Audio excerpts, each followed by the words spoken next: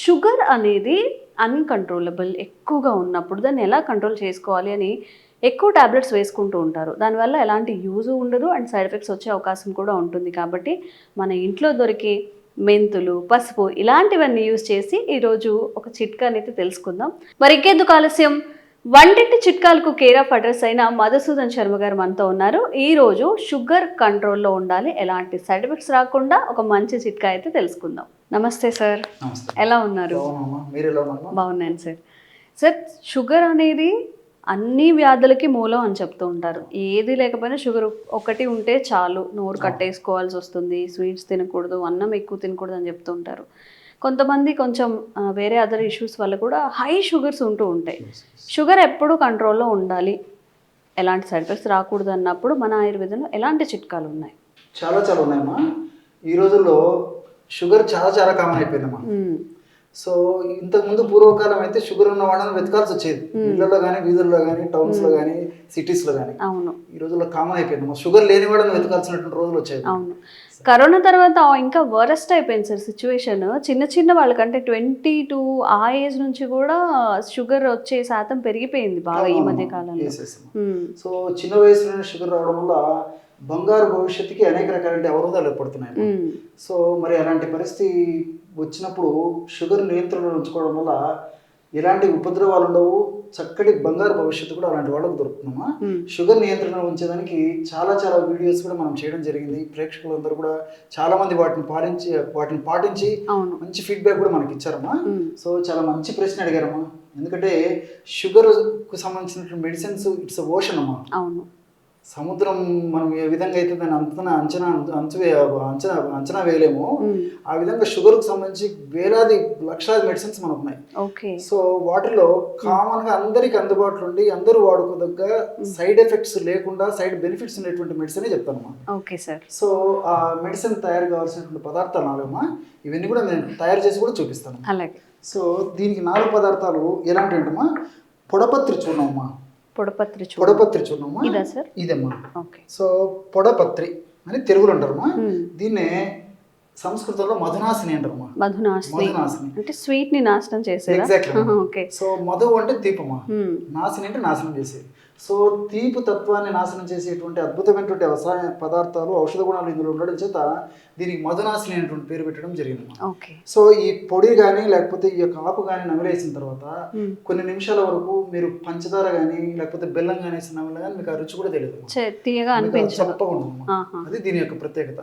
So మనకి ఈ powder market లో దొరుకుతుంది, ఆకు మార్కెట్ లో దొరుకుతుంది. దీనివల్ల బెనిఫిట్స్ ఏంటి సార్? షుగర్ ని కంట్రోల్ ఉంచుతామా.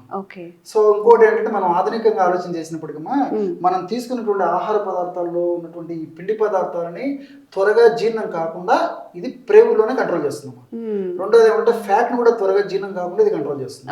ఇంకోటి ఏంటంటే షుగర్ ఉంది, మా పంచదార తీసుకుంటాం లేకపోతే బెల్లంతో తయారు చేసిన పదార్థాలు తీసుకుంటాము. షుగర్ త్వరగా ప్రేగులు పీల్చుకోకుండా ఇది రసాయన పదార్థాలు ఉపయోగపడతాము. అట్లే కాకుండా ఇన్సులిన్ ప్రొడక్షన్ కూడా ఉపయోగపడుతున్నాము. ఈ విధంగా మల్టిపుల్ బెనిఫిట్స్ దీనికి ఉంటాయి. సో ఇది ఒక 50 గ్రాములు తీసుకోవాలమ్మా. ఇప్పుడు ప్రేక్షకులకు తయారు చేసి చూపించేందుకు కొద్దిగా మాత్రం ఇక్కడ కలపడం జరుగుతుందమ్మా. మన ప్రేక్షకులు ఒక్కొక్కటి 50 గ్రాముల చొప్పున తీసుకోవాలమ్మా. రెండవది నేరేడు విత్తనాలమ్మా. నేరేడు విత్తనాలు చూడం. సో నేరేడు విత్తనాలు మనకు సీజన్ లో దొరుకుతాయి. అదేవిధంగా ఎండించినటువంటి నేరేడు విత్తనాలు మార్కెట్ లో దొరుకుతాయమ్మా. నేరేడు విత్తనాల పౌడర్ కూడా దొరుకుతుందమ్మా. ఈ నేరేడు విత్తనాల పౌడరు అదేవిధంగా ఒక 50 గ్రామ్స్ తీసుకోవాలమ్మా. మూడవ పదార్థంగా పసుపు అమ్మా. సో పసుపు గురించి ప్రత్యేకంగా చెప్పనక్కర్లేదమ్మా.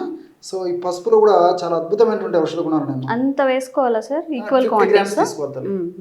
50 గ్రామ్స్ పసుపు పొడి కూడా తీసుకోవాలి. ఇదే విధంగా పసుపు కొమ్మలను దంచి తయారు చేసుకున్నటువంటి పౌడర్ వాడుకోవాలమ్మా.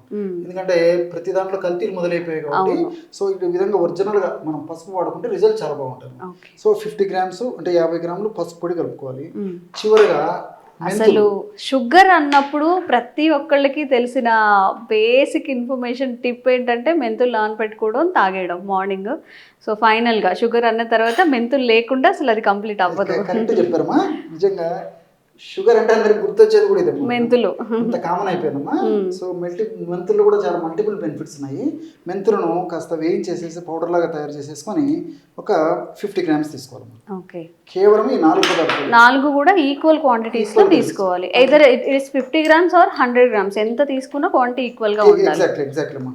సో మధునాసిని అంటే పొడపత్రి చూర్ణము, నేరేడు విత్తనాల చూర్ణము, పసుపు పొడి, అదేవిధంగా మెంతులు వేయించి చేసినటువంటి పౌడర్, కొంచెం డ్రై రోస్ట్ చేసేసుకొని వేయించుకోవాలి. అంతేమ్మా. సో ఈ యొక్క మెంతులు మాత్రం వేయించాలమ్మా, మిగతా పదార్థాలు మాత్రం అక్కర్లేదమ్మా, అలాగే వాడుకుంటే సరిపోతుంది.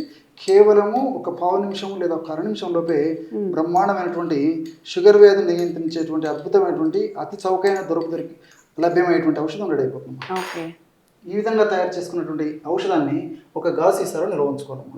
నిల్వ ఉంచుకొని రోజు ఉదయం ఆహారానికి ఒక 10 నిమిషాల ముందు, రాత్రి ఆహారానికి ఒక 10 నిమిషాల ముందు మనం తయారు చేసి పెట్టుకున్నటువంటి చూర్ణం ఏదైతే ఉందో అది 1/2 టీ స్పూన్ అమ్మా.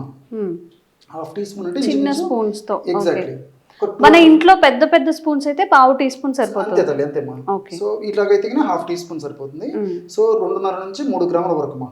సో ఒక్కసారి ఒక డోస్కి ఈ విధంగా కలుపుకోవాలన్నమాట. సో చూడండి మా, కేవలము అతి త్వరలోనే బ్రహ్మాండమైనటువంటి షుగర్ను తగ్గించేటువంటి, షుగర్ను నియంత్రించేటువంటి, షుగర్ వ్యాధి వల్ల భవిష్యత్తులో ఇతర ఉపద్రవాలు రాకుండా, సైడ్ ఎఫెక్ట్స్ రాకుండా ఉండేటువంటి బ్రహ్మాండమైనటువంటి పానీయం రెడీ అయిపోయింది. ఈ విధంగా తయారు చేసుకున్నటువంటి పానీయాన్ని ఒక ప్రమాణంగా సేవించాలమ్మా. ఇదే పద్ధతిలో మళ్ళీ రాత్రి పూట కూడా ఆహారానికి ముందమ్మా వాటర్లో కలుపుకొని తీసుకోవాలి. ఈ విధంగా రోజు రెగ్యులర్ గా తీసుకుంటుండాలి. ఇప్పుడు మనం చెప్పుకున్నటువంటి ఔషధం తల్లి ఇప్పుడు ఒక్కొక్కటి 50 గ్రామ్స్ కదమ్మా, టోటల్ 200 గ్రామ్స్ అయింది. 200 గ్రామ్స్ 40 డేస్ కి వస్తుందమ్మా. ఇదంతా మా అంచనా లెక్క, మా అందరికి చెప్తుంటాం కదమ్మా. సో ఈ విధంగా తయారు చేసుకున్నటువంటి ఔషధం అయిపోయిన తర్వాత మళ్ళీ తాజాగా తయారు చేసుకొని వాడుకుంటున్నాం. మంత్లీ ఒకసారి చేసుకొని ఎప్పుడైతే ఇప్పుడు చేసుకుంటే సరిపోతుంది. 40 డేస్ కి 40 డేస్ కి ఈ విధంగా ఫ్రెష్ గా తయారు చేసుకుని వాడుకోవడం వల్ల ఔషధ విలువ తగ్గిపోకుండా చాలా ఫాస్ట్ గా, సమర్థవంతంగా, శీఘ్రంగా పనిచేసేదానికి అవకాశం ఏర్పడుతుంది. సో దీనివల్ల ఏంటంటే నేను ఇంతకుముందు చెప్పాను కదమ్మా, కేవలం షుగర్ వ్యాధి నియంత్రించడమే కాకుండా షుగర్ వ్యాధి వల్ల అనేక రకాల ఉపద్రవాలు వస్తాయమ్మా. తల నుంచి కాళ్ళ వరకు వివిధ రకాలైన అవయవాలు, అంగాలు కూడా బాగా డ్యామేజ్ అయిపోతాయి. సో మెదడుకు సంబంధించిన వ్యాధులు రాకుండా ఉండేందుకు ఇవి ఉపయోగపడతాయమ్మా. అంటే మెదడుకు సంబంధించినటువంటి మతిమరుపు కొంతమందికి వస్తుంటుంది, రక్తనాళాల సమస్యలు వస్తుంటాయి. అదేవిధంగా ఈ పార్కిన్సన్స్ సమస్య అని చెప్పేసి కొంతమందికి వస్తుంటాయి, ఎక్కువ షుగర్ ఉన్నటువంటి వాళ్ళలో. అదేవిధంగా పక్షవాతము, మెదడులో గడ్డలు ఏర్పడము, మెదడు రక్త సరఫరా సరిగ్గా లేక ఇతర ప్రాబ్లమ్స్ రావడము, ఇలాంటివన్నీ కూడా కంట్రోల్ అయ్యేటువంటి పరిస్థితి ఏర్పడుతుందమ్మా.